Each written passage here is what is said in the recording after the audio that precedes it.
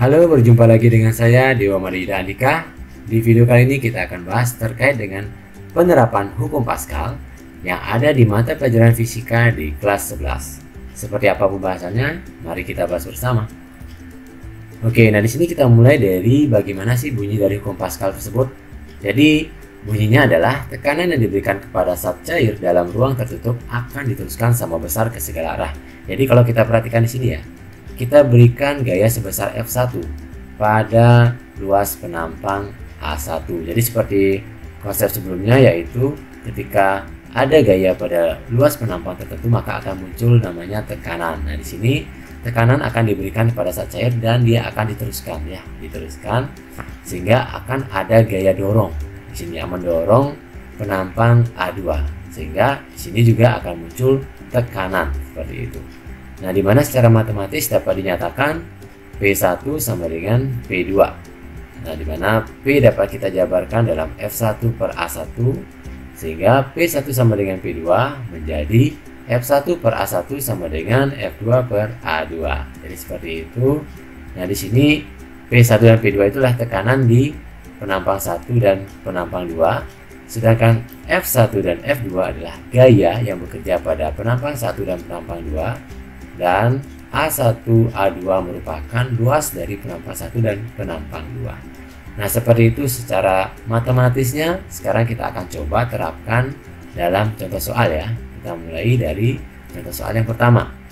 Nah, di sini kita lihat sebuah mesin hidrolik, di mana seperti kita ketahui bersama bahwa mesin hidrolik merupakan salah satu aplikasi dari hukum Pascal.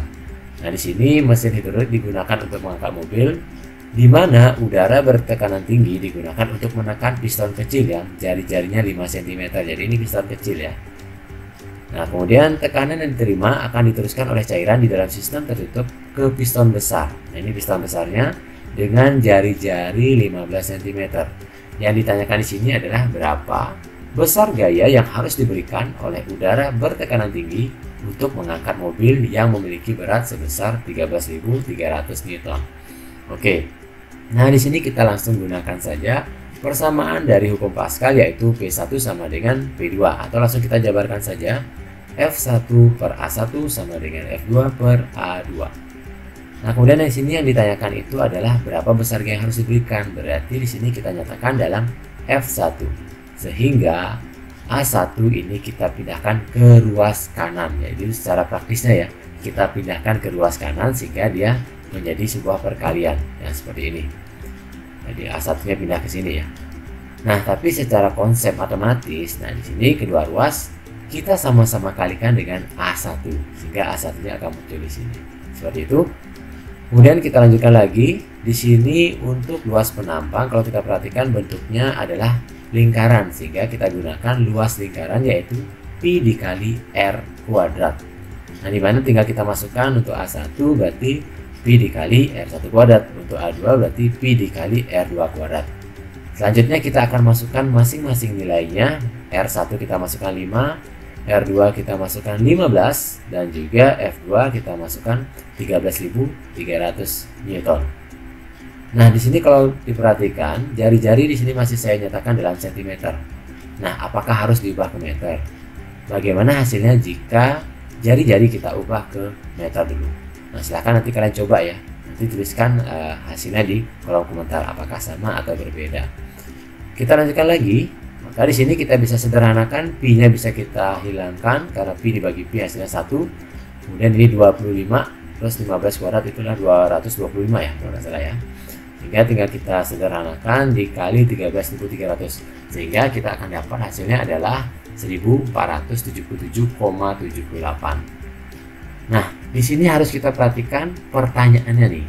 Pertanyaannya adalah berapa besar gaya untuk mengangkat.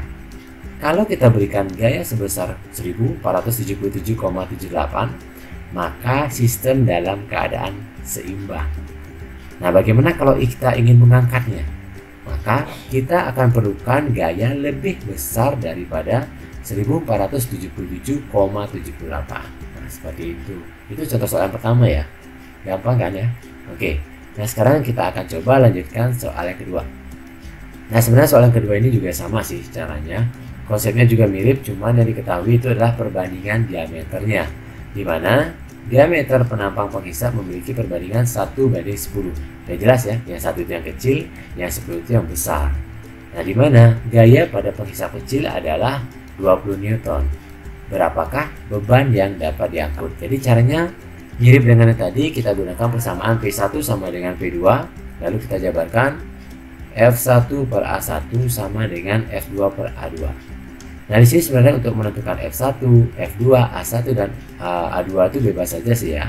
Tapi di sini saya gunakan yang satu itu untuk yang menekan, yang kedua itu untuk yang ditekan atau diangkat. Nah, seperti itu. Sehingga di sini yang kita ketahui adalah gayanya pada F1 ya, 20 Newton. Sehingga kita akan mencari F2, berarti kita pindahkan A2-nya. Jadi secara praktis kita pindahkan A2-nya ke ruas kiri. Sehingga munculnya di sini, atau secara konsep matematikanya kedua ruas kita kalikan dengan A2. Sehingga persamaannya menjadi F1 dikali A2 per A1 sama dengan F2. Nah, di sini sebenarnya kalian boleh saja pindahkan F2-nya ke ruas kiri, F1 A2 per A1 kalian pindahkan ke ruas kanan. Jadi silahkan ya, biar kalian tidak bingung. Jadi silahkan kalian pilih cara yang paling gampang dan cara yang tidak membuat kalian kesulitan atau kebingungan, seperti itu. Lalu kita perhatikan di sini diketahui adalah diameternya. Berarti untuk mencari luas, maka kita gunakan luas lingkaran dengan menggunakan diameter. Kita akan dapatkan A2 itu sama dengan 1/4 pi D2 kuadrat, sedangkan A1 nya 1/4 pi D1 kuadrat. Nah, nanti 1/4 pi nya bisa kita sederhanakan lagi. Lalu kita masukkan nilai F1 nya 20, kita masukkan perbandingan D2 dan D1, berarti 10/1 ya, sehingga 10 kuadrat per 1 kuadrat. Hasilnya adalah 20 dikali 100. Maka kita akan dapatkan F2 itu sebesar 2000 Newton. Nah, kembali lagi kita ingat yang ditanyakan adalah berapakah beban yang dapat diangkut. Maka di sini kita akan nyatakan bahwa beban yang dapat diangkut itu adalah lebih kecil daripada 2000 Newton. Kenapa? Karena kalau 2000 maka sistem dalam keadaan seimbang. Jadi seperti itu, sudah ada dua contoh soal. Ternyata caranya tidak terlalu sulit ya.